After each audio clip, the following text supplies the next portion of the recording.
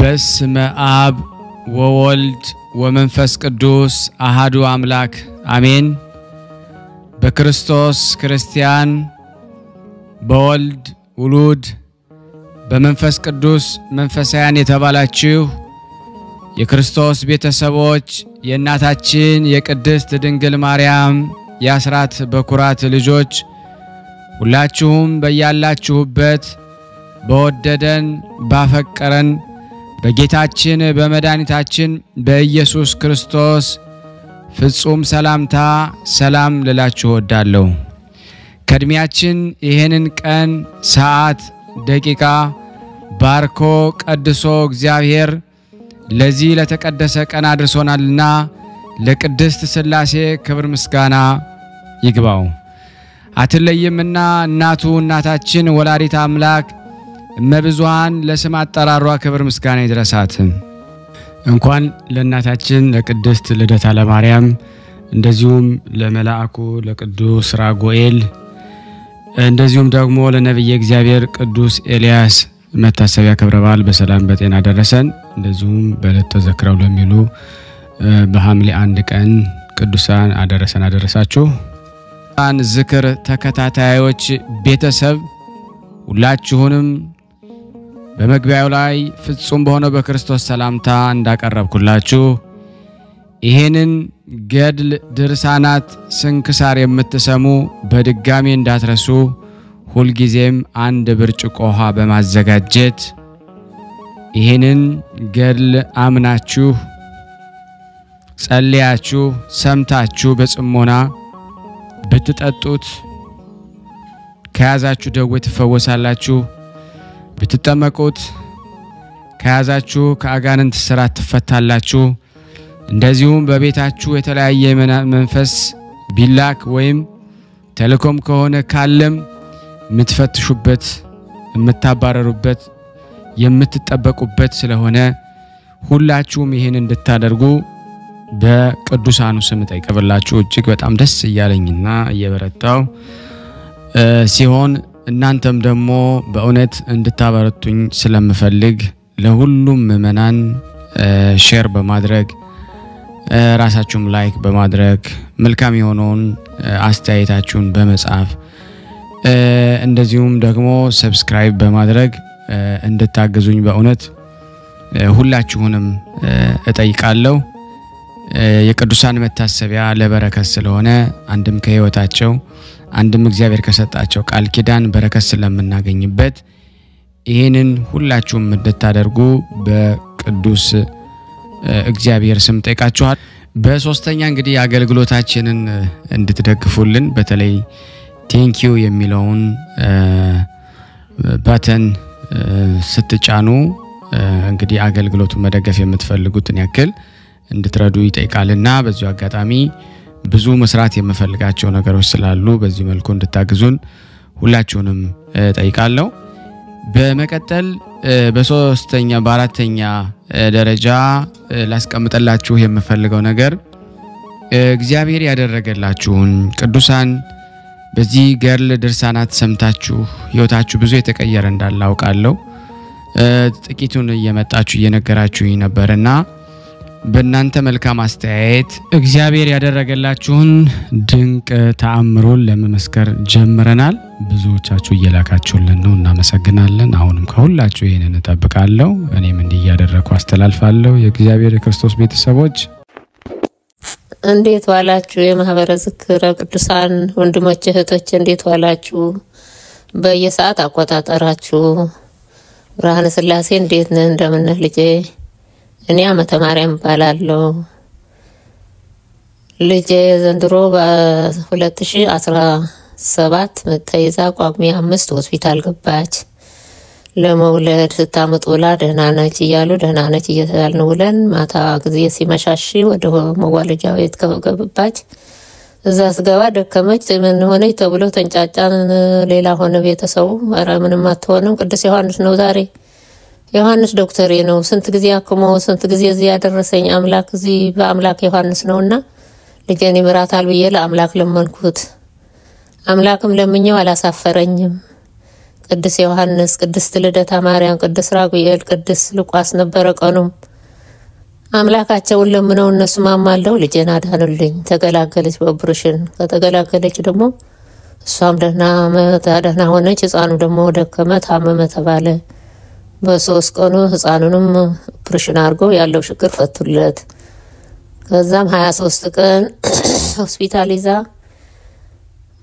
ሰንብታ ልጁም ታክሞ ወጥቶ ደህና ሆኖ ክርስትና ተነስተልን። አምላክ ዮሐንስ ምስጋና ይድረሰው። በቃል ኪዳኑ ዕለት የመስከረም 1 ነበረ። በቃል ኪዳኑ አጽንቶልን ያጫውተናል። አሁን ሰላም ሆነዋልና አምላክ ዮሐንስ ካዳንክልኝ በዝክረ ቅዱሳን መሰክራለሁ።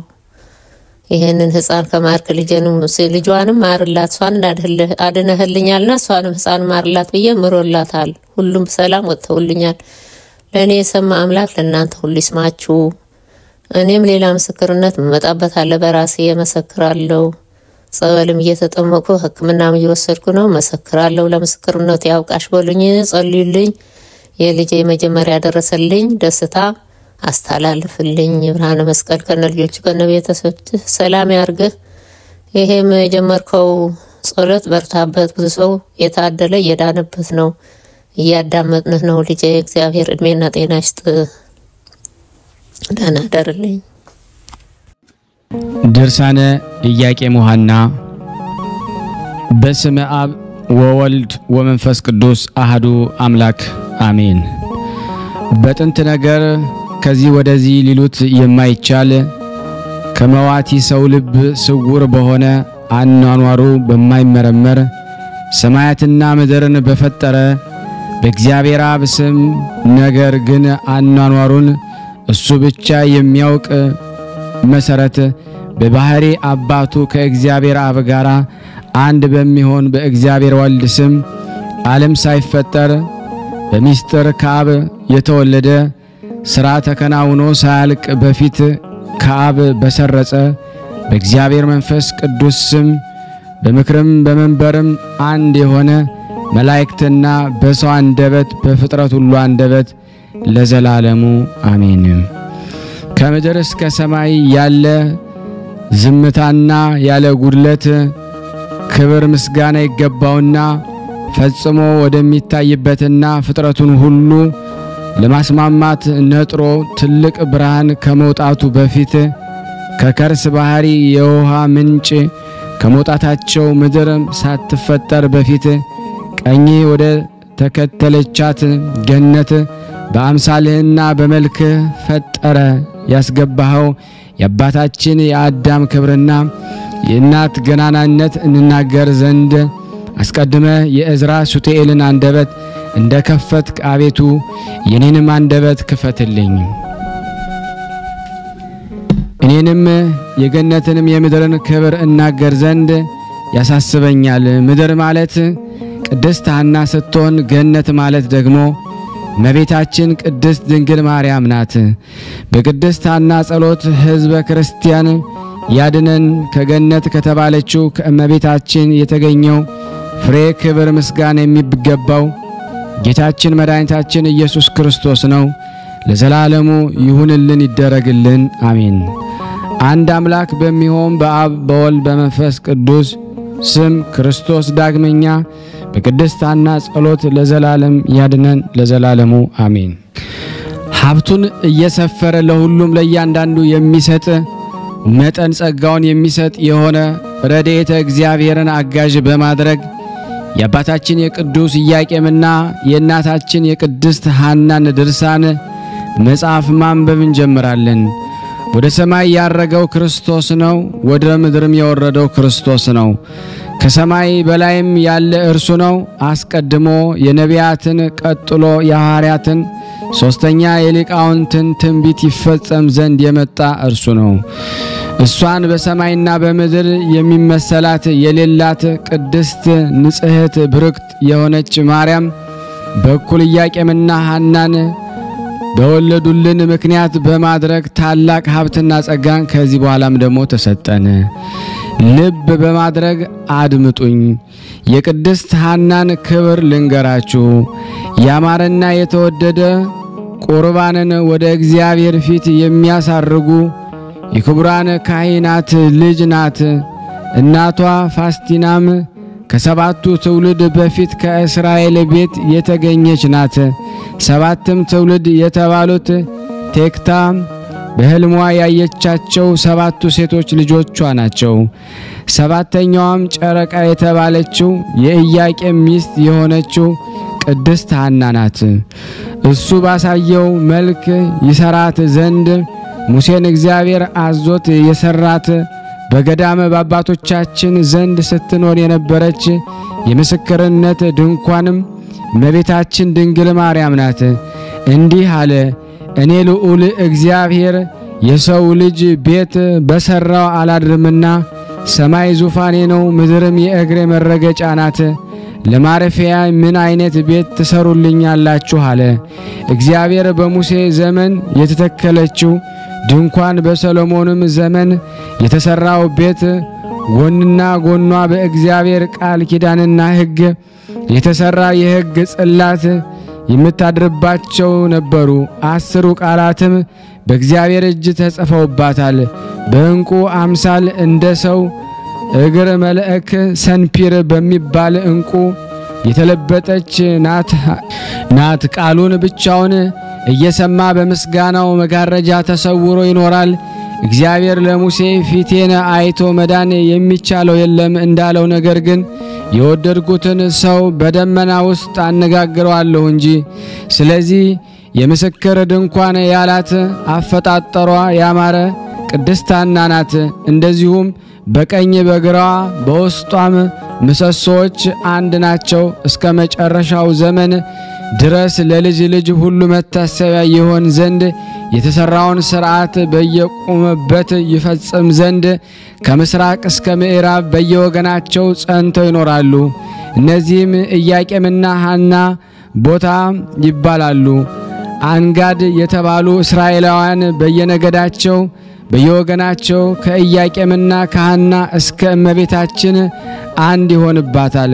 ክብርና ገናንነት ስለ እርሷ ተሰጥቷቸዋልና። እንዲሁም ደግሞ እስራኤላውያንን ሁሉ በየወገናቸው በየነገዳቸው በድንኳኑ አዳራሽ ልክ ደሙ ለኃጢአት ማስተሰሪያ በየጠርዙ በየበሩ ላይ ደግሞ ይረጩ ዘንድ ላምን ባረዱ ጊዜ ሰብንም ባጤሱ ጊዜ ሙሴና አሮን በዚሁ ሥርዓት የሕዝቡን ኃጢአት ለማስተሰረይ በየዓመቱ ወደ ደብተራ ኦሪት ይገባሉ። ሐና ሆይ ደግሞ ክብር ምስጋና ይገባሻል። ወንድ ወይም ሴት ልጅ ስለሌለሽ በማዘንሽና ደግሞ በማልቀስሽ ዓለም ሁሉ ደግሞ ያደንቅሻል። በሥጋ ልጅሽ የሆነ ኢየሱስ ክርስቶስ ዓለምን ሁሉ ሲያስደስት ይኖራል። ምራሳ የተባለውን ደግሞ የጦሊቅን ደግሞ ልጅ በቤተ ዶይቅ በሞተ ጊዜ ብታለቅሽለትም ደግሞ እሱ ጻድቅ የአባትሽ ወንድም ነውና ማልቀስም ወንድ ወይም ሴት ልጅ ደግሞ ስለሌለሽ አባቴ ሆይ ይህ ያንተ ሞት ደግሞ ለእኔ በሆነልኝ ብለሽ ነው። በዚያን ጊዜ ያም የሞት ሰው ደግሞ ተነስቶ ለምን ታለቅሻለሽ አለሽ። ፀሐይ ተወልጅ ዘንድ አለሽና ፀሐይዋም የተባለች የፀሐይ ጽድቅ ኢየሱስ ክርስቶስ እናት እመቤታችን ቅድስት ድንግል ማርያም ናት። ይህን ሁሉ የሰማሁኝ ከሰማያን መላእክትና ከቀደሙት መጻሕፍት ነው። ሐና ሆይ ስለዚህ ደስ ይበልሽ፣ ዓለሙ ሁሉ ስለ አንቺ ደስ ብሎታልና። እኛም ይህንን ሰምተን ዓለምን ሁሉ የምታድን እመቤታችን ማርያምን ስለ መውለድሽ ደስ ይለናል። ይህችም ብጽዕት ሐና እግዚአብሔርን ከመፍራቷ የተነሳ በየወገናቸው ፍጥረት ሁሉ ያመሰግኗታል። ኢያቄምንም በየብሩ ደግሞ ያመሰግኗታል። በዘመኗ ሁሉ ኃይለኛ ለቅሶን ደግሞ ልብስ አድርጋ ስትኖር በኋለኛው ዘመን እግዚአብሔር አስደስቷታልና የስንፍና እህልን ደግሞ አልበላችም። ጥበብን ለመናገር አንደበቷን ከፈተች እንጂ ለአንደበቷም ልክ መጠንን አበጀች እንጂ። ባሏ ኢያቄም ለልብሱ ሜላት ቢሶስ ከለሜዳን ደግሞ የምታስንቅ ደግሞ እንቁ ባህሪ የተባለችውን እመቤታችን ስላስገኘችለት አመሰገናት። ዳግመኛም በቤቷ ውስጥ ተቀምጠው የሚኖሩ ችግረኞች ባየች ጊዜ ለችግረኞች እጇን ዘረጋች። ለባሏ ለኢያቄም ያማረች የክብር ዘውድ ናት። 7 የሚሆኑ የሥርዓት ምሰሶችን አቆመች። ፍሪዳውንም አረደች። ያማረ ማዕድንም አዘጋጀች። ብርክት ሐናም ባሮቿን ላከች። ያዘጋጀሁላችሁን ማዕድ ትበሉ ዘንድ ኑ አለች። ይህን ማዕድ የማይረባ የማይጠቅም ምድራዊ ማዕድ አይምሰላችሁ። ሊነግሩት የማይቻል የቅዳሴ ማዕድ ነው። የሕይወትና የደስታ መጠጥ የሆነ ይህንንም መጠጥ ኑ ጠጡ አለች። በጠጡት ጊዜ ለጉሮሮ የሚመር መጠጥ አይምሰላችሁ። ይህ የሕይወት መጠጥ ለዘላለም ጸንቶ ይኖራል እንጂ ለልጅ ልጅ ሳይጠፋ ሳይነጥብ ይኖራል። ይህ የሰለሞን ትንቢት በሐና ዘንድ ተፈጸመ። ጌታችን መድኃኒታችን ኢየሱስ ክርስቶስ በመንግሥተ ወንጌል ጥሩ ተክል ጥሩ ፍሬን ያፈራል፣ በፍሬውም ደግሞ ይታወቃል። በፍሬውም ካልሆነ ክፉ ደግ ተክል በምን ይለያል ብሎ እንደተናገረው ሁሉ ሐና የተመረጠች የተወደደች ተክል ናት። ለጥሩ ተክልስ ደግሞ ከደረቅና ካረጀ በኋላ ተስፋ አለው። ዝናብ በዘነበበት ጊዜ ነፋስን በነፈሰበት ጊዜ ልምላሜን ይለብሳል። ከስሩ ጀምሮ እስከ ላይ ድረስ ፍሬን ያፈራል ዘንድ አበባ ያወጣል። በግንዱም ጫፍ ላይ ደግሞ 30 60 መቶም የሚያፈራ አለ። ይህንን ተክል ተውትና ይህንንም የተናገረው ስለ ደረቁ ስለ 12ቱ አጽዋሞቶች ነው። ነቢዩ ሕዝቅኤል እንደ ደረቁ አጥንቶች ሆነው ስላገኛቸው 12ቱ ነገደ እስራኤል የደረቁ አጥንቶች አላቸው። በዚያን ጊዜ ነቢዩ ሕዝቅኤልን እነዚህ በደረቁ አጥንቶች ላይ ደግሞ ትንቢት ተናገራለ። እሱም ትንቢት ተናገረባቸው። እግዚአብሔር ስለ ብርክት ሐና ከድርቀታቸው ይለመልሙ ዘንድ የሕይወትን መንፈስን እፍ አለባቸው። እነሱም ለመለሙ። ሐናም ከእነሱ የተወለደች ጊዜ የሁላችን እመቤት ማርያምን ስለወለደች ሕይወት ሆነቻቸው። መልካም ስም ከመልካም ሽቱ ይበልጣል እንደሚባል ሁሉ ከማይረቡ ከማይጠቅሙ ብዙ ልጆች የሚረባ የሚጠቅም አንድ ልጅ ይበልጣል። ነቢዩም ይህንን የተናገረ ስለ ሐና ነው። በእውነት ሐና የተገኘች እመቤታችን ቅድስት ድንግል ማርያም ፈጽማ ትበልጣለች። እንደ ነጭ ዕንቁ ከቀድሞ ጀምሮ በአዳም ባህሪ ስታበራ ትኖር የነበረች ዕንቁ ባህሪ እሷ ናት። ከአዳም ቀጥሎ ለልጁ ለሴት የተሰጠች እሷ ናት። ሴትም ለሄኖክ የተሰጠች እሷ ናት። ጠቢቡ ሰለሞን ከ7ቱ ሰማያት ተልካ ጥበብ በጻድቃን ሰዎች ውስጥ ትመላለሳለች እንዳለው እሷም ከሄኖክ እስከ አብርሃም ከአብርሃም እስከ አብራክ ወደ አብራክ ስትወርድ ኖራለች። ዳግመኛም ከአብርሃም እስከ ንጉሥ ዳዊት ከዳዊት እስከ ሐና ወርዳለች። ፍጥረቷ ግማሹ መሬታዊ ሲሆን ግማሹ ሰማያዊ ነው። የብርሃኗ ነጸብራቅ ወርዶ በከርሰ ሐና እስካደረ ድረስ አዳም ከተፈጠረ ጀምሮ በሴቶች ማህፀን እንደ እርሷ ያለ ነጸብራቅ ብርሃን አልታየም። ሴቶችም የተባሉት ከሔዋን ጀምሮ እስከ ብጽዕት ሐና ከብጽዕት ሐና እስከ ዕለተ ምጽአት ያሉት ናቸው። ቅድስት ሐናም ባሏ ቅዱስ ኢያቄም በ9 ዓመቷ ከወሰዳት ጊዜ ጀምሮ ወንድ ወይም ደግሞ ሴት ልጅ ባለመውለዷ የመረረ ለቅሶን ስታለቅስ ትኖር ነበር። እስራኤላውያን ናቋት፣ እንዲህም አሏት፣ አንቺ በእስራኤል መካከል ለኢያቄም ቤት የሚቆም ስሙን የሚያስጠራ ዘራ ወይም ልጅ የሌለሽ መካን በመሆንሽ ከመካከላችን ውጪ የኢያቄም ቤት አጥፍተሻልና በሀገራችንም ሂጂ፣ ከእኛ ጋራ መኖር አትችም። በሕጋችን መሰረት መስዋዕት ወይም ደግሞ ቁርባን የምናሳርግበት ጊዜ ከእኛ ጋራ አንድነት የለሽም። በኦሪት ሕግ እንዲህ ነበርና ልጅ የሌላቸው ሰዎች ከመሰዊያው ቦታ ያባረሯቸው ነበረ። ወደ ውጭም ደግሞ ያስወጧቸዋል፣ ከአንድነታቸው ይለያቸዋል። እሷንም አንቺ ከመካከላችን ውጭልን ምን ተሰሪያለሽ? ሐና ሆይ ማኅፀንሽ ተዘግቷል፣ እግዚአብሔር አልከፈተልሽም አሏት። ባሏ ኢያቄንም እንዲህ ይሉት ነበረ። ከዚህ በኋላ ሐና በእግዚአብሔር ፊት ጸለየች። ዓለም ከተፈጠረ ጀምሮ እስከ ዓለም መጨረሻ የምትኖር ከዓለም በፊት የነበርክ ዓለምን አሳልፈ የምትኖር ከዓለም በፊት የነበርክ ዓለምን አሳልፈ የምትኖር የአባቶቻችን የአብርሃም የይስሐቅ የያዕቆብ አምላክ የእስራኤል ጌታ ፈጣሪ እግዚአብሔር ሆይ ልመናዬን ጸሎቴን ስማኝ ብላ እንደ ሳሙኤል እናት እንደ ሕልቃና ሚስት ነፍሷን ወደ እግዚአብሔር አማጸነች። ስምህ ለሁሉ የጣፈጠ ነውና ሁሉን ይቻልሃል፣ የሚሳን የለም። ለአኗኗርህ ጥንት ወይም ፍጻሜ የለውም። ያንተ ነውና ሁሉም በፊት የተገለጸ ነው። አንተ ትገላለህ፣ ታድናለህ፣ አንተ ትገዛለህ፣ አንተ ትከፍታለህና ማኅፀኔን ክፈትልኝ። አንተ ባዘዝከው መሰረት ያማረ የተወደደ መስዋዕት እጅ መንሻ አድርጌ ሰጥህም ዘንድ አንተን ደስ የሚያሰኝ ያማረ የተወደደ ፍሬን ስጠኝ።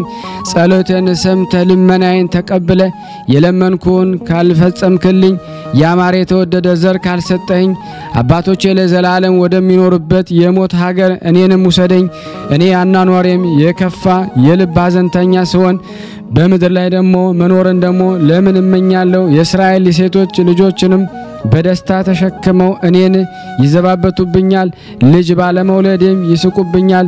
እኔንም ባዩኝ ጊዜ ራሳቸውን ይነቀንቃሉ።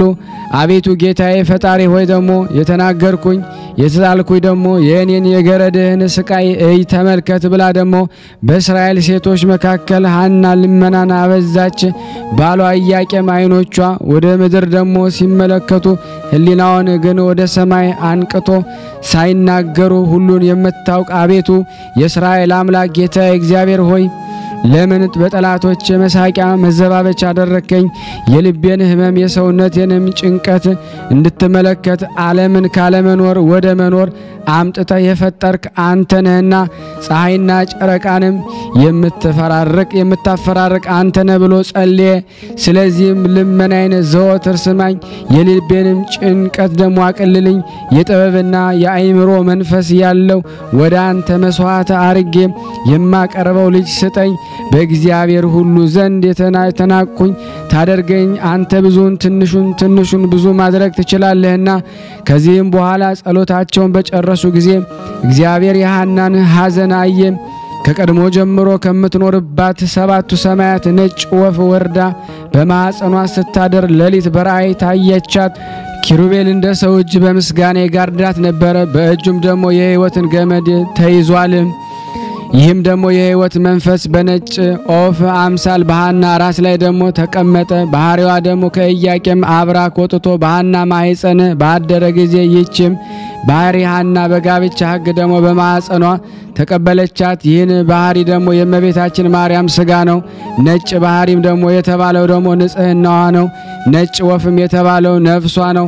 ዓለም ሳይፈጠር በፊት በሕሊና አምላክ ታስባ ትኖር ነበርና በአባቱ ቀኝ ነጭ ወፍም ነጭ በባህሪ በእጁ ነበርና ሳይነጣጠሉ ደግሞ ሁለቱ ባህሪያት በሐና ማኅፀን ባደረች ጊዜ ይህ ነገር ከዚህ በፊት ደግሞ በሐና ማኅፀን ያልተለመደ ስለሆነ የሐና ማኅፀን ታወከ። በልጇ በኢየሱስ ክርስቶስ የምታምን በእመቤታችን ቃል ኪዳን የምትማጸን ሁሉ አምላክን የወለደች እመቤታችን የከበረች መሆኗን አወቀ፣ ተረዳ። ከሴቶች ሁሉ እንደ እርሷ ንጽሕት ሆኖ የተፈጠረ ማን ነው? እግዚአብሔር ለራሱ ብቻ ፈጠራት። እርሱ ቅዱስ ነውና ለራሱ ቀደሳት። እሱ ክቡር ነውና ለራሱ አከበራት። እሱ ንጹሕ ነውና ለራሱ ደግሞ አነጻት። በንጽሕና ደግሞ ከሰው ወገን ደግሞ እግዝእትነ ማርያምን የሚመስላት ደግሞ ማን ነው? በድንግልና እንደ እመቤታችን ማርያም የጸና የለምና ሰማይን በእግዚአብሔር ዘንድ እንደ እሷ ደግሞ ንጹሕ ደግሞ አልሆነም። ንጽሕት ናትና ነፍሷ ከእርሷ ነፍስ ጋራ አንድ እንደምትሆን አውቆ ጠበቃት። ከወርቅ ክብር ይልቅ አከበራት። ከከበረም ልብስም ደግሞ አስበልጦ ለሐና መድኃኒት ትሆን ዘንድ ደግሞ ሰጣት። የማይረቡ ደግሞ የማይጠቅሙ ልጆች ደግሞ ከመውለድ ያለመውለድ ይሻላል ተብሎ በመጽሐፍ እንደተነገረ ከአባቷ ቤት ደግሞ ኢያቄም እንደወሰዳት ልጅ ያልሰጣት እግዚአብሔር ይክበር ይመስገን። ሴቶች እንደሚወልዱ ቶሎ ፈጥና ደግሞ ብትወልድ ኖሮ የማይረቡ የማይጠቅሙ ልጆችን ደግሞ በወለደች ነበር። እሱ ግን በሰው አንደበት ስራው ይደነቅ ዘንድ ደግሞ እስከ ጊዜው የሐናን ማኅፀን ዘግቶ ቆየ። በሁሉ ዘንድ የተወደደ የተመረጠች የከበረች ልጅን ትወልድ ዘንድ ጊዜው ሲደርስ የሐናን ማህፀን ተከፈተ። ስለ ሐዘኗና ስለ ለቅሷ ደስታን አገኘች። ስለ ጮቷ ስለ ጭንቀቷ ስፍር ቁጥር የሌለውን እርጋታን አገኘች። በመጣላት ደግሞ በመገፋት ፈንታ ክብር ገናንነትን አገኘች። እመቤታችን ማርያም በልጇ በወዳጇ በጌታችን በመድኃኒታችን ኢየሱስ ክርስቶስ ደስ አላት። ሐናም በጌታችን እናት በልጇ በእመቤታችን ማርያም ደስ አላት። ሐና ሆይ ፈጥኖ የሚያልፍ ደግሞ የምድር ደስታ ፍቅርና ለዘላለሙ የማያልፍ ሰማያዊ ደስታ ይገባሻል። ሔዋን 30 ሴቶች 30 ወንዶች ወለደች፣ ምንም አልረቧትም፣ ምንም አልጠቀሟትም። ያለ ሕመምና ያለ ደዌ በቀር ሌላ ምንም ደግሞ አላገኘችም። በጭንቅ በሲኦል ኖረች እንጂ እሷ ግን ያንቺን መምጣት ተጠባበቅ ነበር። በልጅሽ ልጅ ደግሞ ትንሣኤን ባገኘች ጊዜ ትሰግድልሻለች። ብጽዕት ሐና ሆይ ደግሞ በምስጋናሽ ክብር ምንኛ ይበዛል። ከአንቺ በፊት ከአንቺ በኋላ የነበሩ ሴቶች እንዳንቺ ባለሟልነትን አላገኙም።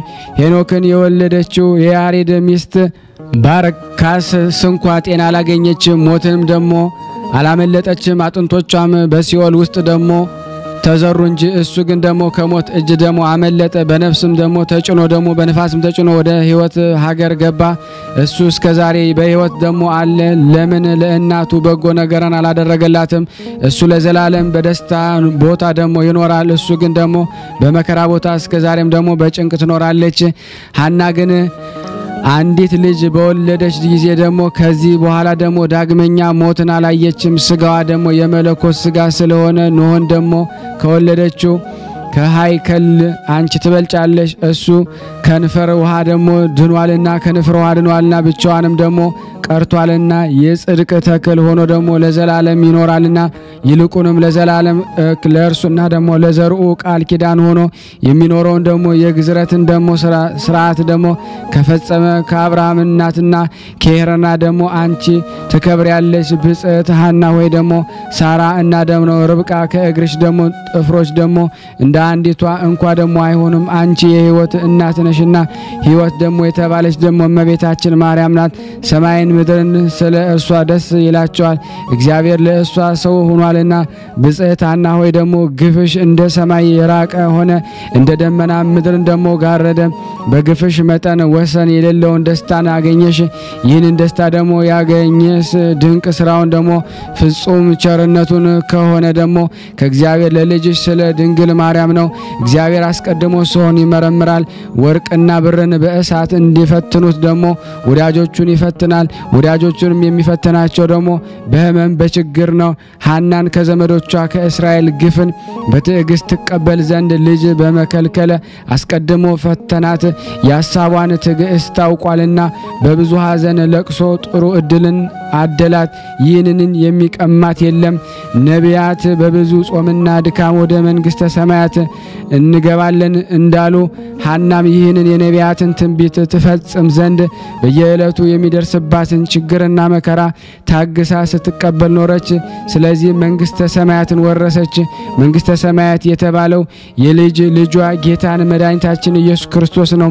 ብዙዎች ለሐና የተሰጠውን ክብርና ገናንነት ያገኙ ዘንድ ልጆቻቸውን በልጇ ስም ደግሞ ይሰይማሉ። ቀድሞ ዮካብድ የምትባል ሴት ልጅን የማይገባትም ማርያም አለቻት። ስለዚህ ታመመች፣ በለምጽም ደግሞ ተያዘች፣ ከከተማው ወደ ውጭ ተሰደደች። ኦሪት ግን ሙሴን በአማቸው ጊዜ ደግሞ በለምጽ ተያዘች ትላለች። እኔ ግን ደግሞ ጌታዬ ለእናቱ ደግሞ ስም ቀንቶ ደግሞ በእናቱ ስም እንዳትጠራ ደዌ አሳደረባት እላለሁኝ። ብዙዎች ሴቶች በሐና ልጅ ስም ደግሞ ስለተጠሩ ጤና አላገኙም። በእሷ ስም ከተጠሩ መካከል ጋኔን የያዛቸው አሉ፣ በዝሙትም ይወደቁ አሉ። ይህን ሁሉ እግዚአብሔር ለእናቱ ስም ደግሞ ቀንቶ አደረገ። እግዚአብሔር ከቀድሞ ዘመን ጀምሮ የእናቱን ስም ለሌሎች ሴቶች ደግሞ እንዲሰጥ አልፈለገም።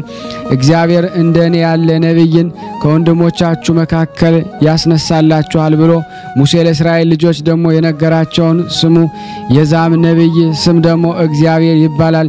የዚህን የነቢይ ትእዛዝ እምቢ የምትል ነፍስ ከወገኖቿ ተለይታ ትጠፋ አላቸው። ከዳን ወገን ደግሞ የምትሆን አንዲት ግብፃዊት ሴት ይህንን ሰምታ ወንድ ልጅ ደግሞ ወለደች። ስሙንም እግዚአብሔር አለችው። የእስራኤል ልጆችም ይህን ሰምተው ስለ እርሷ አንጎራጎሩ። ያንንም ልጅ ወደ ሙሴ አመጡት፣ ወደ አደባባይም አወጡት። ሙሴ ጫማውን ከእግሩ አውጥቶ በእግዚአብሔር ፊት ጸለየ፣ እንዲህ ማለ። ስሙ እግዚአብሔር የተባለውን ነቢይ በዘመኔ ላከውን ወይም ይህ ልጅ ሌላ ነውን? ይህንን ነገር እምለምንህ ለስሜ ቀንቼ ነውና ይህን ልጅ ደግሞ በፊት እንዴት እንደማደርገው ንገረኝ። በዚያን ጊዜ እግዚአብሔር ሙሴን አነጋገረው፣ እንዲህም አለው። ይህ ልጅ እኔ አይደለሁም፣ ነገር ግን ደግሞ ከአያቱ ከቅድመ አያቱ ሰይጣን የተቆራኘው የአስቆሮታዊ የዳን ወገን ነው እንጂ። ነገር ግን የእግዚአብሔር ስም የረከሰ ሁሉ የሞት ሞትን ይሙት። ያንንም ልጅ ከከተማ ውጭ አውጥተው በድንጋይ ወገሩት፣ በክፉ አሟሟትም ሞተ። እኔም የኢያቄምና የሐና ልጅን የአምላካችንን የአማኑኤልን እናት የድንግል ማርያም ስም ያረከሰ ሁሉ የሞት ሞትን ይሙት፣ በስጋውም በነፍሱም ጤና አያገኝ ለዘላለም አሜን። ይህን ይደረግ።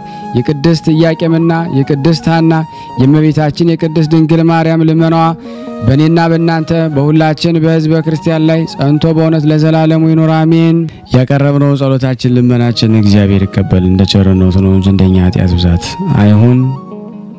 ለሀገራችንም ሰላሙን፣ ፍቅሩን፣ አንድነቱን እግዚአብሔር ይላክልን። ሁላችንም በያለንበት እግዚአብሔር ይጠብቀን።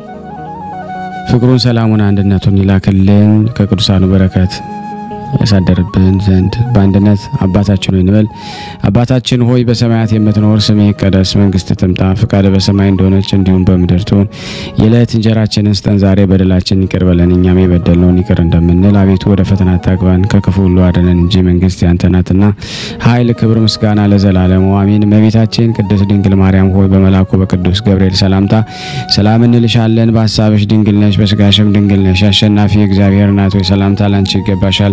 ከሴቶች ሁሉ ተለይተሽ አንቺ የተባረክሽ ነሽ፣ የማኅፀንሽ ፍሬ የተባረከ ነው። ጸጋን የተሞላሽ ቅድስት ሆይ ደስ ይበልሽ፣ ልዑል እግዚአብሔር ካንቺ ጋር ነውና ከተወደደው ልጅሽ ከጌታችን ከመድኃኒታችን ከኢየሱስ ክርስቶስ ዘንድ ይቅርታንና ምሕረትን ለምኝልን ኃጢአታችንን ያስተሰርይልን ዘንድ ለዘላለሙ አሜን አሜን። የአምላካችን ስም የተመሰገነ ይሁን። አነሳስቶ ላስጀመረን አስጀምሮ ላስፈጸመን ለልዑል እግዚአብሔር ክብር ምስጋና ይድረሰው። የተወደዳችሁና የተከበራችሁ የቅዱሳን ዝክር ቤተሰብ የሆናችሁ ሁላችሁም ይህን ፕሮግራም የምትከታተሉ በቅዱስ እግዚአብሔር ስም ጠይቃችኋለሁ። ላይክ በማድረግ ሼር በማድረግ የእናታችን የልደታ ለማርያምን ዓመታዊ ክብረ በዓል ለዓለም ሁሉ ስለ አባታችን ቅዱስ ኢያቄምና ስለ እናታችን ቅድስትን ኢያቄም ስለተሰጣቸው ጸጋ ታደርሱ ዘንድ በክርስቶስ ፍቅር ሁላችሁንም ጠይቃችኋለሁ። ከዚህ በመቀጠል ደግሞ በግንቦት አንድ ቀን የሚነበበውን የሊቀ መላእክቱን የቅዱስ ራጉኤልን ድርሳን አነባለሁ። አንድ አምላክ በሚሆን በአብ በወልድ በመንፈስ ቅዱስ ስም በማመን የሊቀ መላእክት የቅዱስ ራጉኤልን በሌሎች የመላእክት አለቆች በዓል የሚከበርበት ዕለት በግንቦት አንድ ቀን የሚነበብ ድርሳን ይህ ነው። ጸሎቱ በረከቱ በእኔና በእናንተ በሁላችን በሕዝበ ክርስቲያን ላይ ጸንቶ በእውነት ለዘላለሙ ይኑር አሜን። ያለ ሐሰት ራሱ ሄኖክ ቀኝ እጄን ይዞ አነሳኝ፣ የምህረት ይቅርታ የጽድቅ ቦታ ካለበት አውጥቶ ሚስጥራትን ሁሉ አሳየኝ ብሎ እንደተናገረ በእርግጥ የተሰወረውን ሚስጥር የተገለጠለት የመላእክት አለቃ የሚሆን ይህ ቅዱስ ራጉኤል ነው። ዳግመኛም በምድር ዳርቻ የተሰወረውን የብርሃናትን ሁሉ መዛግብት ለቅዱሳናቱም ለተመረጠውም ለሰው ልጆች ያበሩ ዘንድ የሚወጡበትን ቦታ አሳየኝ፣ ሰውነቴም ጠበቀው። ሄኖክ ከሊቃነ መላእክት ከሱራፌልና ኪሩቤል ጋር ያየው ይህ ራጉኤል ነው። ዳግመኛም ሄኖክ ስለ ቅዱስ ሚካኤል ተናገረ። ከቅዱሳን መላእክት አንዱ የሚሆን ቅዱስ ሚካኤል በቸርነቱ ላይ ለሰው ልጅ ታዛዥ ነውና እርሱም በመጀመሪያ ቃል ይቅር የሚል ከቁጣውና ከመዓት የራቀ ይህ የመላእክት አለቃ ቅዱስ ሚካኤል ነው አለ። ዳግመኛም እነዚያ ደቂቀ ሴት ክብራቸውን አዋርደው ከሴቶች ጋራ በተውኔትና ደግሞ በዝሙት ደግሞ በረከሱና በበደሉ ጊዜ እንደ ስራቸውና በእግዚአብሔር ትእዛዝ እንዳጠፋቸው ተናገረ። ቀጥሎም ስም ያዘ። ሌሎችም ከሱ ጋራ ደግሞ በመተባበር ከሴቶች ጋራ የሰሩት የዝሙት ርኩሰታቸው ይጠፋ ዘንድ ጌታ ሚካኤልን ሂድና ንገረው ሲለው ደግሞ ሰማሁ አለ። እሊህን ሱባኤውን ደግሞ ትውልድ ከገደሉ በታች ባለው ቆላ ደግሞ ፍርዳቸውን እስኪቀበሉ ድረስ እሰራቸው። ዋዛና ፈዛዛን ተውኔትንም ደግሞ የሚወዱ ሰዎችንም ሁሉ የደቂቀ ሴትንም ልጆች አጠፋቸው። በምድር ያሉ ሰዎችንም አስተዋልና ለእውነተኛ ክብር ለበረከት በሚሆን ገንዘብ በደስታ ተተክለው ለዘላለም ደግሞ የጽድቅንና የቅንነትን ተክሎች ደግሞ ለምልመው ደግሞ ይታይ ዘንድ ግፍንና ደግሞ ክፉን ስራዎችን ደግሞ ሁሉ ከምድር ገጽ ላይ ደግሞ አጠፋ፣ ፈጽሞም ደግሞ አስወገደ። ስለዚህ በዕፀ መዓዛ ሽታ ለሄኖክ ያስረዳው ይህ ሚካኤል ነው። እርሱ ሄኖክ እንደተናገረ እንዲህ ሲል ያነ ጊዜ ከእኔ ጋር ያለ በከበሩ መላእክት በላያቸው የተሾመ አንዱ ሚካኤል መለሰልኝ። ዳግመኛም ሄኖክ የዚህን የእንጨት ሽታ ወይም ስለ መዓዛው ምን ትጠይቃለህ? ልታውቅስ ምን ትመረምራለህ አለኝ። ራሱ ሄኖክ እንደተናገረ ቅዱስ ሚካኤል ከከበሩ መላእክት አንዱ ሌላ መልአክ ልኮ አነሳኝ። ባነሳኝ ጊዜ አእምሮዬ ተመለሰ ብሎ እንደተናገረ ከሄኖክ ፍርሃትን ያስወገደ ይህ ሊቀ መላእክት ቅዱስ ሚካኤል ነው። ዳግመኛም ቅዱስ ሚካኤል ምን ራእይ ስላየ ይህን ያህል ታወክ? የዚህ ዓለም አለፈች መስሎ ነውን? ቸርነቱ የሚደረግባትስ ቀን እስከ ዛሬ አለች አለኝ። ራሱ ሄኖክ ሲናገር ከፊተኛው መልአክ ቀጥሎ ቀኝ እጄን ደግሞ ይዞ አነሳኝና ወደ ተሰወረ ቦታ ወሰደኝ። የተሰወረውን ደግሞ ነገር ሁሉ አሳየኝ እንዳለ ለሄኖክ በሌላ ጊዜ ምስጢራትን የገለጸለት ይህ ሚካኤል ነው። በሰማይና በምድር ዳርቻ የተሰወሩትን እና የከዋክብትና የብርሃናትንም ቦታዎች ሁሉ ለቅዱሳን ያበሩ ዘንድ የሚወጡትንም የብርሃናትን ቦታ ሁሉ አሳየኝ። ሰውነቴንም ደግሞ ጠብቆ ቆያለኝ። ዳግመኛም ዳንኤል በታላቁ ወንዝ መካከል ሆኖ 3 ሱባኤ በጾመ ጊዜ እንዲህ አለ። እነሆ ከመላእክት አለቆች አንዱ ሚካኤል ይረዳይ ዘንድ ወደኔ መጣ። አንተ የተወደድክ ሰው ጽና፣ በርታ፣ አትፍራ፣ ሰላም ላንተ ይሁን አለኝ። በተናገረኝ ጊዜ በረታው። ጌታዬን ተናገረ አጽንቶኛልና አልኩል አለ። ዳግመኛም በእውነት መጽሐፍ የተጻፈውን እነግርሃለሁ፣ በዚህ ማንም የሚረዳኝ የለም ከአለቃችሁ ከሚካኤል በቀር አለ። ዳግመኛም እንዲህ አለ። በዚያን ጊዜ ለወገኖች የሚቆም ታላቁ ሚካኤል ይነሳል። ይህንን ሚካኤል ሰይጣንን ድል ያደረገ ነው። ዮሐንስን ወልደ ነጎድጓድ በራእዩ እንደተናገረ እንዲህ ሲል በሰማይ ሰልፍ በሆነ ጊዜ ሚካኤልና ሰራዊቱ ዘንዶን ተዋጉት። ዘንዶም ከጭፍሮቹ ጋር ተዋጋ፣ ነገር ግን አልቻላቸውም። ከዚያ ጊዜም ጀምሮ የሰማይ ቦታውን አጣ። ያ ዓለምን ሁሉ ያሳተ ዲያብሎስ ወይም ደግሞ ሰይጣን የተባለው ታላቁ ዘንዶ ጭፍሮቹም ሁሉ ወደ ምድር ተጣሉ። ይህ ሚካኤል በሰይጣን ላይ የስድብ ቃል ይናገር ዘንድ ያልፈለገ ነገር ግን እግዚአብሔር ይቆጣህ ያለ ታጋሽ መልአክ ነው። ስለሱ ሐዋርያ ይሁዳ እንደተናገረ እንዲህ ሲል የመላእክት አለቃ ቅዱስ ሚካኤል ከዲያብሎስ ጋር በተከራከረ ጊዜ ስለ ሙሴ ሥጋ ሲነጋገር ጌታ ወይም እግዚአብሔር ይቆጣህ አለው እንጂ የስድብ ቃል ሊናገርም አልፈለገም። ከሊቃነ መላእክት አንዱ የሚሆን ቅዱስ ገብርኤል የሰው ልጆች ወደ ገነት ይገቡ ዘንድ ይቅርታን ይለምናል። ከአጋንንትም ተንኮል ይጠብቃቸዋል። ዳግመኛም ሄኖክ በእባቦችም በገነት ባሉ ጻድቃን ላይ በኪሩቤልም ላይ የተሾመ ከሊቃነ መላእክት አንዱ ገብርኤል ነው አለ። እንዲህም ሄኖክ በኃይል ሁሉ ላይ ደግሞ ስልጣን የተሰጠው የመላእክት አለቃ ይህ ገብርኤል ነው። በሰርክ መስዋዕት ጊዜ ዳንኤልን የዳሰሰው ይህ ገብርኤል ነው። ራሱ ዳንኤል እንደተናገረ ከፈጣሪ ጋራ በጸሎት ስነጋገር አስቀድሜ በራእይ አይቸው የነበረው ሰው ገብርኤል እየበረረ መጥቶ በሰርክ መስዋዕት ጊዜ ዳሰሰኝ አለ። ዳንኤል ሆይ ጥበብንና ማስተዋልን አሳደርብ ዘንድ መጥቻለሁ ሲል ተናገረኝ፣ አስተማረኝ። ለዳንኤል ራእይን የተገለጸለት ይህ ገብርኤል ነው።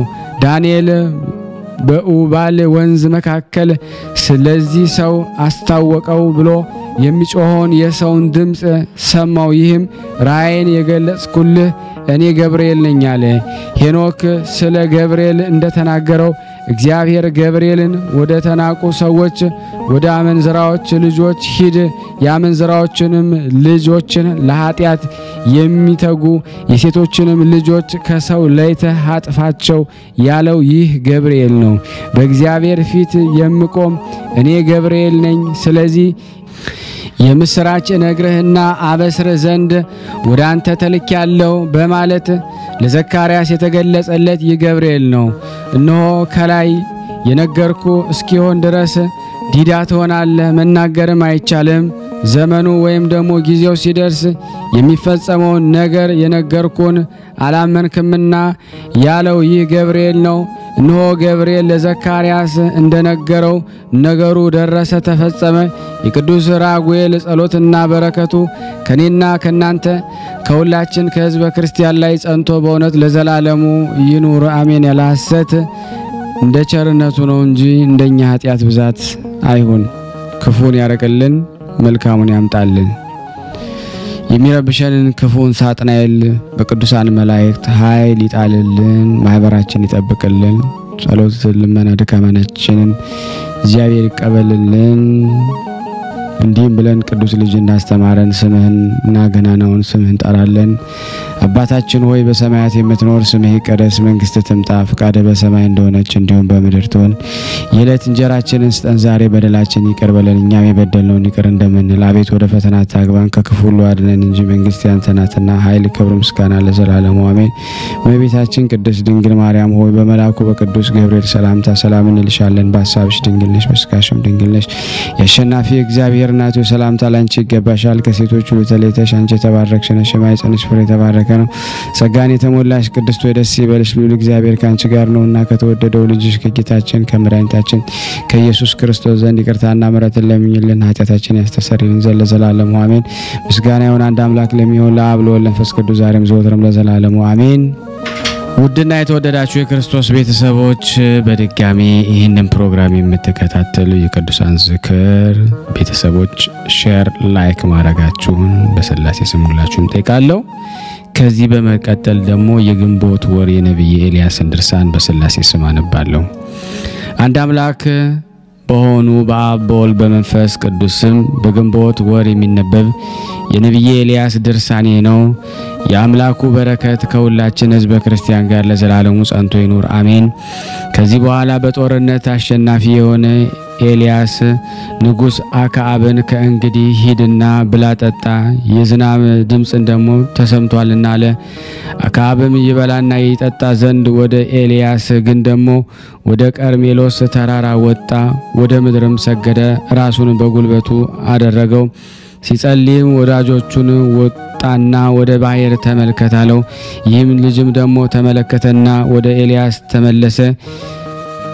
የማየው ምን ነገር የለም አለ። ኤልያስም 7 ጊዜ ተመልከታለው። ልጁም 7 ጊዜ ተመላለሰ። በሰባተኛው መጠኗ የሰው ተረገዝ የምታክል ትንሽ ደመና ተመለከተ። ከባህርም ውሃን ትቀዳ ነበረ።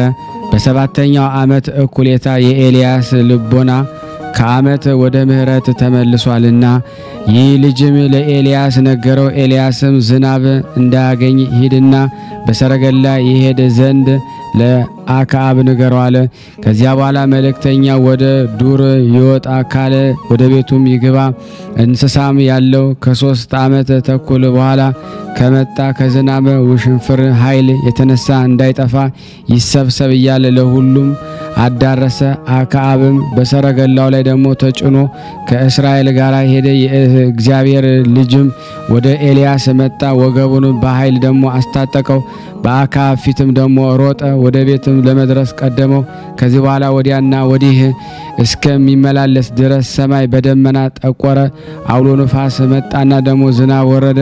ከ3 ዓመት ከ6 ወር በፊት የተዘራውም በቀለ፣ ደርቆም ደግሞ ለመታጨድ ደረሰ። 2 ዓመት የሆነው እሸት ሆነ። 1 ዓመት የሆነው ዝርዝር ሆነ። 6 ወር የሆነው ቡቃያ ሆነ። ምንጮችም እንደየ አቅማቸው በውሃ ተሞሉ። ውሃዎችም ፈሰሱ። የደስታም ዘመን ደረሰ። ክፉንም ዘመን ባዩት ፈንታም ፈጽሞ ተደሰቱ።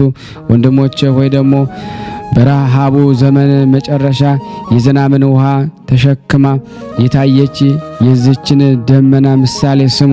ይቺ 5500 የኩነኔ ዘመን ሲፈጸም ከሐና እና ከኢያቄም ወገብ የወጣች ከቅድስት ድንግል ማርያም ትመሰላለች።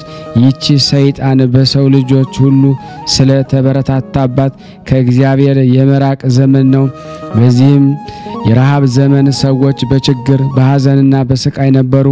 ይዘራሉ፣ ነገር ግን ልብን ደግሞ የምታስደስት ይቺ ደመና እስከታየችበት ጊዜ ድረስ ለቅመው ደግሞ ወደ ቤታቸው አልሰበሰቡምና እንደዚህ ሁሉ ሐና እና ኢያቄም በመናቅ ደግሞ በመሰደብ በለቅሶ በጭንቀት ቆዩ። እነርሱም ደግሞ በሕጋዊ ደግሞ ጋብቻ ተጋብተው ለስማቸው መጠሪያ ዘር አላገኙምና ቅድስት ድንግል ማርያምን በወለዱ ጊዜ ግን ልቦናቸው ተደሰተ። ይችም ደመና መጠኗ የሰው ጫማ የምታክል ትንሽ ነበረች። ከእርሷ የተገኘው ዝናብ ግን መሬትን ሁሉ መላ። ሐዘኑን እስከሚያረስ በረከቱ እስከሚሞላ ድረስ ከምንጮች ጀምሮ እስከ ዓለም ዳርቻ ድረስ ደረሰ። እንደዚህም ሁሉ ቅድስት ድንግል ማርያም ታናሽ ሙሽራ ታናሽ አካል ስትሆን ዓለም ሊሸከመው የማይችለውን ተሸከመችው። በመወለዱም ደስታ በምድር ሁሉ ተደረሰች። ምስጋናው ምድርን መላ። በመወለዱ ደግሞ የዱር እጽዋት የበረከትን ፍሬ አፍርተዋልና ያን ጊዜ ሆሴዕ ትንቢቱን የተናገረው ተፈጸመ። እግዚአብሔር በመጀመሪያና በኋላ እንደ ክረምት ዝናብ ይመጣል፣ እንደ ጎህም ደግሞ የተገባ ሆኖ አገኘነው ብሏልና። ስለዚህም ቅድስት ቤተክርስቲያን መምህራን የኤልያስ ደመና አሏት። ሰማይን ከለጎመ ዳግመኛም ዝናብን ይሰጥ ዘንድ ከለመነ ከኤልያስ ጋር ጸጋ ላላቸው ሰላማቸው የሆንሽ ማርያም ሆይ አንድነታቸው ትባርኪ ዘንድ በብርሃን ሰረገላ ነይ። የሚነድ እሳትን አፍ መሳም የቻሉ ከንፈሮችሽ ምስጋና ከመዓር ደግሞ ይልቅ ይጣፍጣል ይበሉኝ። ወደ ቀደመው ነገር እንመለስ። አክዓብም ኤልያስ የህፍረት ነቢያትን ደግሞ በጦርና በሰይፍ እንዳስገደለ ያደረገውን ሁሉ ለሚስቱ ለኤልዛቤል ነገራት። ኤልዛቤልም አንተ ኤልያስ ከሆንህ እኔ ኤልዛቤል አይደለሁም ብላ ወደ ኤልያስ ላከች፣ ማለችም። ራሷንም ደግሞ ረገመች። ነገ ይህን ሰዓት ነፍስህን ከእነርሱ እንደ አንዱ ካላደረኳት አማልክቶቼ እንደ እነርሱ ያደርጉኛለች። ኤልያስም ካነጋገሯ የተነሳ ፈራ። ያን ጊዜ እግዚአብሔር ከኤልዛቤል ፊት ይሸሽ ዘንድ ለሌሎችም መልካም መድኃኒት ይሆን ዘንድ ኤልያስን አዘዘው። ከዚህ በኋላ ኤልያስ ተነስቶ ሄደ፣ በሰውነቱ አመለጠ። ወደ ይሁዳም ደግሞ ንጉሥ ወደ ኢዮሳፍጥ የንግስና ሀገር ወደ ቤርሳቤህም ደረሰ። ወዳጁንም በዚያ ተወው።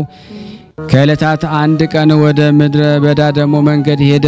ተርሜን ከተባለ ደግሞ ዛፍም ደረሰ። ከዚያ በኋላም ደግሞ ነፍሱ ትለይ ዘንድ ወደ እግዚአብሔር ጸለየ። አቤቱ እኔ ከአባቶቼ አልበልጥምና እንግዲህስ ነፍሴን ውሰድ አለ። ከዚህ በኋላ በዚያ ካለችው ዛፍ ስር ተኛ። የእግዚአብሔር መልአክ ቅዱስ ራጉኤል መጣና አስነሳው። ተነሳና ብላም ደግሞ አለው። ከዚህ በኋላ ኤልያስ ደግሞ ተነስቶ ከትራሱ ደግሞ በወርቅ መሶብ ህብስት ወይም ደግሞ ዳቦ በማሰሮም ውሃ አገኘ። ተነስቶም በላ ጠጣ። ዳግመኛም ተመልሶተኛ። የእግዚአብሔር መልአክ ቅዱስ ራጉኤል ሁለተኛ መጣና ዳሰሰው። መንገድህ ሩቅ ነውና ተነስተ ብላም አለው። ኤልያስም ይህን ህብስት እንጎቻ በላ፣ ውሃንም ጠጣ። ያን ጊዜ የሚያምኑትን ደግሞ ሰውነታቸውን ከሞት ያድናቸዋል፣ በረሃብ ጊዜም ደግሞ ይመገባቸዋል ያለው የቅዱስ ዳዊት ቃል ተፈጸመ። ከንጉስ ከአክዓብ ደግሞ ከሚስቱ ከኤልዛቤል ሊገድሉት የሚሹ ጠላቶች ሁሉ አድኖታልና መጀመሪያ እርኩስ በሆነ አሞራ አፍ መገበው። ዳግመኛም በመልአኩ በቅዱስ ራጉኤል እጅ ደግሞ በስራፕታዋ ሴት እጅ መገበው። ይህንን መሰቦ ወርቅንም የብህንሳው ደግሞ ሊቀ ጳጳስ አባ ሕርያቆስ አስታወሳት። የኤልያስ የወርቅ መሶብ አንቺ ነሽ በማለት አምላክን በወለደች በቅድስት ድንግል ማርያም መሰላት። ኤልያስ ከበላና ከጠጣ በኋላ ተነስቶ 40 ቀንና 40 ሌሊት በዚህ ምግብ ኃይል እስከ ኮሬብ ተራራ ድረስ ሄደ። ወንጌላዊ ዮሐንስ እልአት ትቅረፍ በተባለው መጽሐፍ ምክር ሆነ። ትርጓሜውም ተአምረ ኢየሱስ ማለት ነው። ይህም የወንጌል ተረፈ ወይም ቅሪት ነው። ኒቆዲሞስ ስለ ሰንበት በጠየቀው ጊዜ ጌታችን መምህር ወይ መቼ ታደርጋለህ አለው። ጌታችን ኢየሱስ በሰንበት ቀን ይህን መዓት አዛለ ወደ እናንተም ይመለሳል አለው። ኒቆዲሞስ ጌታዬ ሆይ በሰንበት መሰሪያት ደሙ ይቻላልን አለው። ጌታ ኢየሱስም ኒቆዲሞስን እስኪ አንተ ፍረድ፣ ሰውነት ትሙትን ወይስ ትዳን አለው። ኒቆዲሞስም ጌታዬ ሆይ ከሞትስ መዳን ይሻላል አለው። ጌታ ኢየሱስም የሰንበት የሰው ልጅ ነውና በሰንበት የሰለጠነ ስለሆነ በሰንበት የወደደውን ያደርጋል። ሰንበት ስለ ሰው ተፈጠረች፣ ሰው ግን ደግሞ ስለ ሰንበት አልተፈጠረችምና አለው። ለሰው ልጅ ደግሞ ለክርስቶስ በሰንበት ቀን ደግሞ የብዙዎች ነፍስ ያድን ዘንድ በሰማያዊ ደግሞ በምድርም ስልጣን አለውና ኒቆዲሞስ ወይ ደግሞ ነቢያት ደግሞ ከገደለች ደግሞ ከንግስት ኤልዛቤል ፊት ይሸሽ ዘንድ ደግሞ ነብዩ ኤልያስን ደግሞ ያዘዝኩትን እኔ እንደሆንኩ ደግሞ አታውቅምን? 40 ቀንና 40 ሌሊት ደግሞ ሰንበታትንም ጨምሮ ደግሞ ተጓዘ። ለቃሌ ደግሞ በመታዘዙም ጥፋት አልሆነበትም። ከንጉስ ከአክዓብና ከንግስቲቱ ከኤልዛቤል ደግሞ እጅ አዳንኩት አለው። ኒቆዲሞስ ይህንን ነገር ከጌታችን ከኢየሱስ ክርስቶስ በሰማ ጊዜ አደነቀ። 20 ዓመት እንደሆነው ልጅ የልጅ አነጋገር አይደለም አለ።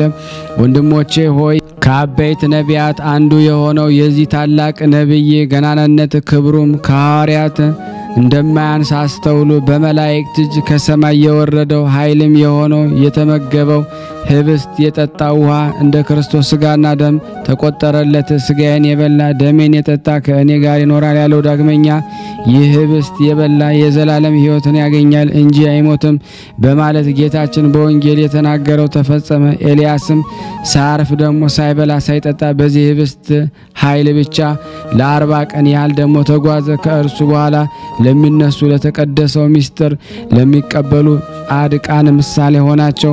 በእርሱ አማካኝነት ወደ ሰማይ አረገ። እስከ ዓለም ፍጻሜ ድረስም ሕይወትን አገኘ። ወደ መጀመሪያው ቃል አስብ ወይም እንመለስ። ወደ ኮሬብ ተራራ ደግሞ በደረሰ ጊዜ ወደ ዋሻው ገባ፣ በዚያም አደረ። የእግዚአብሔር ቃልም ደግሞ ወደ እርሱ መጣ። ቴስብያዊው ደግሞ ኤልያስ ሆይ በዚያን ምን አመጣህ አለው። ኤልያስም ሁሉንም ደግሞ ለሚገዛ እግዚአብሔር በቅንነትና ደግሞ ቀናው። የእስራኤል ልጆች ደግሞ መሠዊያን ደግሞ አፈረሱ፣ ነቢያትንም በጦር ጋሉ ገደሉ። እኔም ደግሞ ብቻዬን ቀረው፣ የገደሏት ዘንድ ደግሞ ሰውነቴን ይሿታል አለው። ነገ ውጣና በእግዚአብሔር ፊት ቁም። እግዚአብሔር በዚህ ተራራ ያልፋል፣ በፊቱም ተራራውን የሚያፈራርስ ታላቅ ነፋስ ይመጣል። በእግዚአብሔር ፊትም አለቱን ሁሉ ይሰነጠቅጣል። በዚህ ነፋስ ውስጥም ደግሞ እግዚአብሔር የለም። ከዚህ ነፋስ በኋላም ንጹሕ ውስጥ ይመጣል። በዚያ ድልቅልቅ ውስጥ ደግሞ እግዚአብሔር የለም። ከዚህ ድልቅልቅ በኋላም ደግሞ እሳት ይመጣል። በዚህ ሰዓት ውስጥ እግዚአብሔር የለም አለ። ኤልያስ በጠዋት ወጣና በተራራው ላይ ቆመ። ተራራውን የሚያፈራርስ አለቱንም የሚሰባብር ታላቅ ነፋስ መጣ። በዚያ ነፋስ ውስጥም ደግሞ እግዚአብሔር አልነበረም። ከዚህ ነፋስ በኋላ ንጹሕ ውስጥ መጣ። ከዚህ ከዚህ ንጹስታ በኋላ እሳት መጣ። ከዚህ እሳት በኋላ አስቀድሞ እንደሚያፏጭ ቀጭን ድምጽ ይመጣል እንዳለውም ከዚህ እሳት በኋላ እንደሚያፏጭ ሰው ቃል ያለ ቀጭን ድምጽ መጣ። በዚያም እግዚአብሔር ነበረ። ኤልያስ ይህን በሰማ ጊዜ በመጎናጸፊያው ፊቱን ሸፈነ። ከዚህ በኋላ ከዋሻው ወጥቶ ቆመ። ቃልን ወደ እርሱ መጣ።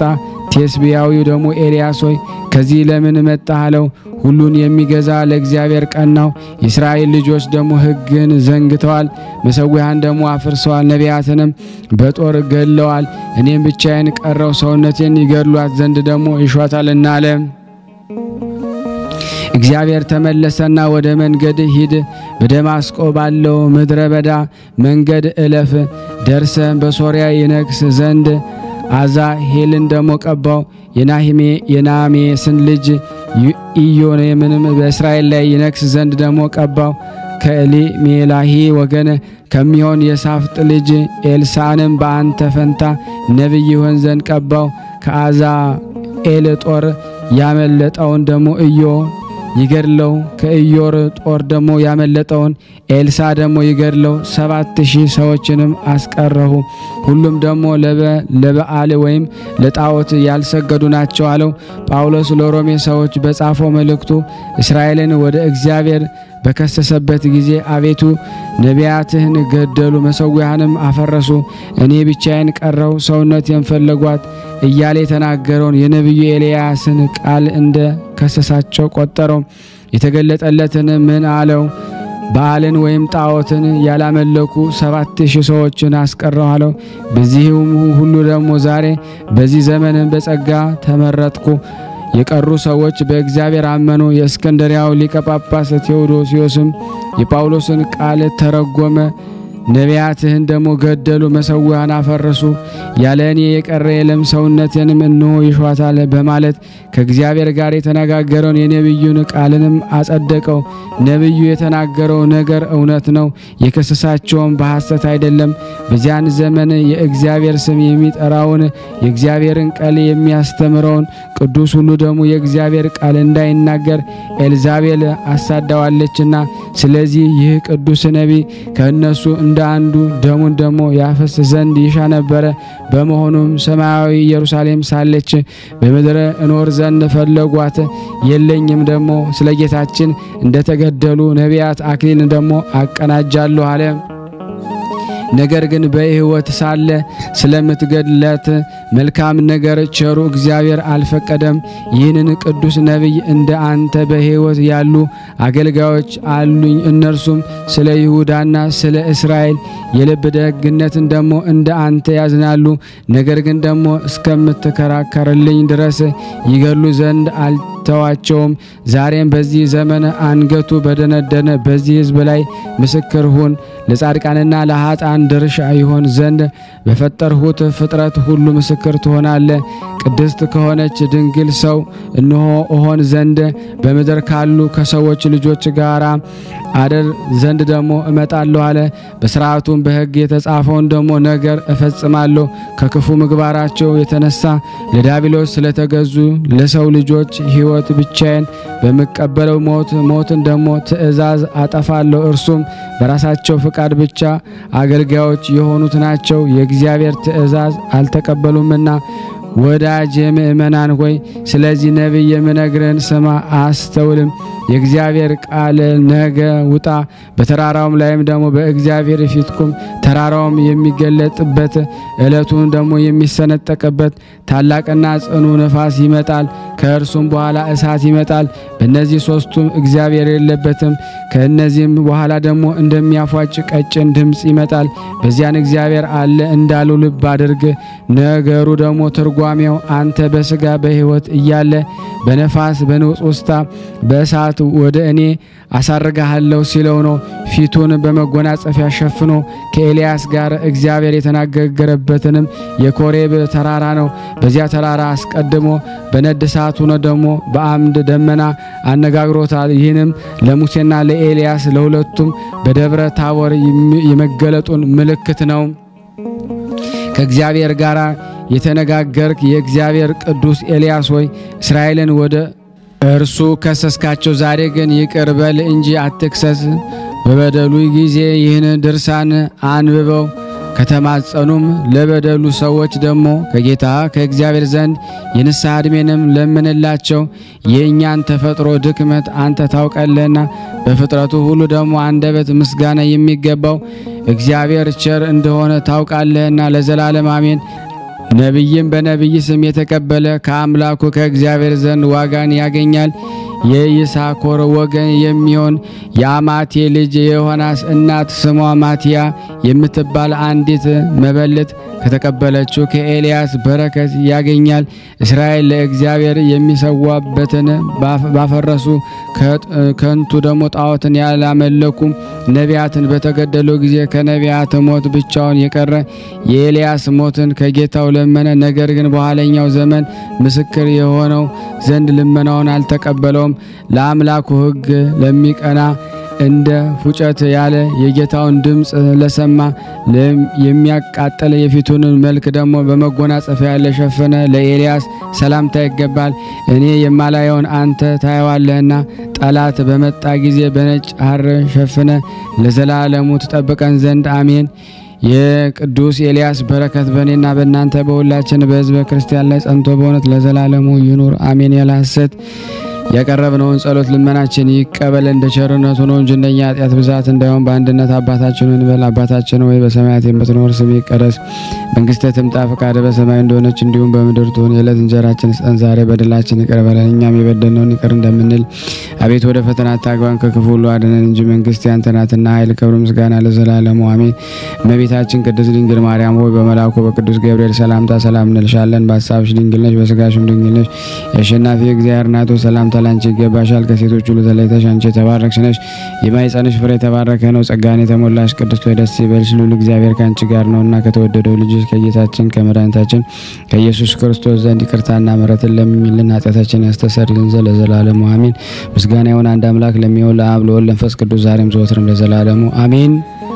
ውድና የተወደዳችሁ የክርስቶስ ቤተሰቦች የእናታችን የቅድስት ድንግል ማርያም የአስራት በኩራት ልጆች ሁሉ በያላችሁበት ሰላም እግዚአብሔር ይብዛላችሁ እያልኩኝ ይህንን ቪዲዮ ድምጽ የምትሰሙ እባካችሁን በሥላሴ ስም ሼር እና ላይክ እንድታደርጉልን በቅዱስ ኤልያስ ስም ጠይቃችኋለሁ። ከዚህ በመቀጠል ደግሞ ስንክሳር ዘወርሃ ግንቦት የሚነበበውን በሥላሴ ስም አነባለሁ። አንድ አምላክ በሚሆን በአብ በወልድ በመንፈስ ቅዱስ ስም የተባረከ የግንቦት ወር መዓልቱ 14 ሰዓት ነው። ከዚህ ይጨምራል። በግንቦት አንድ በዚህ ቀን ደግሞ አምላክን የወለደች የእመቤታችን የቅድስት ድንግል ማርያም ተወለደች። እርሷም ለሰው ሁሉ ወገን ድህነትን የሆነባት ናት። ከወንዶች ወገን የከበረ አባቷም ስሙ ኢያቄም፣ ከሴቶች ወገን የከበረ ሚስቱ ሐና ይባላሉ። ሁለቱም ልጅ በማጣት ሲያዝኑ ኖሩ። ከዚህ ወራት የመካኖችን መባዓ ደግሞ ካህናቱን አይቀበሉም ነበርና እነርሱም ከሰው የሚደርስባቸውን ሽሙጥና ሐዘናቸውን ያረቅላቸው ዘንድ በቀንና በሌሊት ወደ እግዚአብሔር ፈጽመው ይማልዱ ነበረ። ሰውንም የሚወድ እግዚአብሔርን ከዘራቸው ደግሞ ከዓለም ሁሉ መድኃኒት ይሆን ዘንድ መልካም ይሆን ሐሳባቸውን ተመለከተ። ክቡር ኢያቄም 40 ቀን እስኪፈጸም በተራራ ውስጥ ቆሞ ሲጸልይ ከእግዚአብሔር የታዘዘ መልአክ ተገለጸለትና ለዓለም ሁሉ ድህነትን የሚደረግበት ዘር እንደሚሰጠው አበሰረው። በፍጹም ልብ አምኖ ከተራራው ወረደ። ለተመሰገነች ሚስቱ ደግሞ ለሐናም ከእግዚአብሔር መልአክ የሰማውን ያንን ራእይ ነገራት። ቃሉ እውነት እንደሆነ እርሷ ማመነች። ልዑል እግዚአብሔርን አመሰገኑት። የተመሰገነች ቅድስት ሐናም ከእርሷ የሚወለደውን በዘመኑ ሁሉ ለቤተ እግዚአብሔር አገልጋይ ታደርገው ዘንድ ለእግዚአብሔርን ስለትን ተሳለች። ከዚህ በኋላ ይችን የከበረች ሕፃን ጸንሳ ወለደች። ስሟንም ማርያም ብላ ደግሞ ሰየመቻት። ትርጓሜውም እመቤት ነው። ደግሞም ሀብትና ስጦታ ማለት ነው። በእውነት የዓለም ሁሉ እመቤት ናት። ሁላችን በእርሷ ደግሞ ሰማያዊ ሀብት ልጅነትንም ያገኘንባት ለእግዚአብሔር ምስጋና ይሁን። የሥጋና የነፍስ መድኃኒት የሆነች እርሷን እናቱን ለሰጠን በረከት ለሁላችን የክርስቲያን ወገኖች ጋራ ለዘላለም ይኑር አሜን። ያለ ሐሰት አሜን። ያቀረብነውን ጸሎት ልመናችን እግዚአብሔር ይቀበል እንደ ቸርነቱ ነው እንጂ እንደኛ ኃጢአት ብዛት አይሁን። ይቅርታ አምላክ ይቅር ይበለን ይዘከረን፣ ክፉን ያርቅልን፣ መልካሙን ያምጣልን። ለሀገራችን ሰላሙን ፍቅሩን አንድነቱን ለታመሙት ነፍሳት ሁሉ እግዚአብሔር ፈውስን ይላክላቸው። ለታሰሩትን ለተጨነቁት ሁሉ መፈታትን እግዚአብሔር ይልክዘን። በአንድነቱ ነን። ቅዱስ የሆነውን ስሙን አባታችን ሆይ እንበል። አባታችን ሆይ በሰማያት የምትኖር ስምህ ይቀደስ፣ መንግስትህ ትምጣ፣ ፈቃድህ በሰማይ እንደሆነች እንዲሁም በምድር ትሁን። የዕለት እንጀራችንን ስጠን ዛሬ፣ በደላችን ይቅር በለን እኛም የበደልነውን ይቅር እንደምንል፣ አቤቱ ወደ ፈተና አታግባን ከክፉ ሁሉ አድነን እንጂ መንግስት ያንተ ናትና ኃይል፣ ክብር፣ ምስጋና ለዘላለሙ አሜን። እመቤታችን ቅድስት ድንግል ማርያም ሆይ በመልአኩ በቅዱስ ገብርኤል ሰላምታ ሰላም እንልሻለን። በሐሳብሽ ድንግል ነሽ፣ በስጋሽም ድንግል ነሽ። የአሸናፊ እግዚአብሔር እናት ሆይ ሰላምታ ላንቺ ይገባሻል። ከሴቶች ሁሉ ተለይተሽ አንቺ የተባረክሽ ነሽ፣ የማኅፀንሽ ፍሬ የተባረከ ነው። ጸጋን የተሞላሽ ቅድስት ሆይ ደስ ይበልሽ፣ ልዑል እግዚአብሔር ካንቺ ጋር ነውና ከተወደደው ልጅሽ ከጌታችን ከመድኃኒታችን ከኢየሱስ ክርስቶስ ዘንድ ይቅርታንና ምሕረትን ለምኝልን ኃጢአታችንን ያስተሰርይልን ዘንድ ለዘላለሙ አሜን። ምስጋና ይሁን አንድ አምላክ ለሚሆን ለአብ ለወልድ ለመንፈስ ቅዱስ ዛሬም ዘወትርም ለዘላለሙ አሜን። ውድና የተወደዳችሁ የክርስቶስ ቤተሰቦች የቅዱሳን ዝክር የቤተሰብ የሆናችሁ ሁላችሁም ይህንን ቪዲዮ ሼር ላይክ በማድረግ ለምእመናን ታደርሱልን ዘንድ በእናታችን በቅድስት ልደታ ለማርያም ስም ጠይቃችኋለሁ።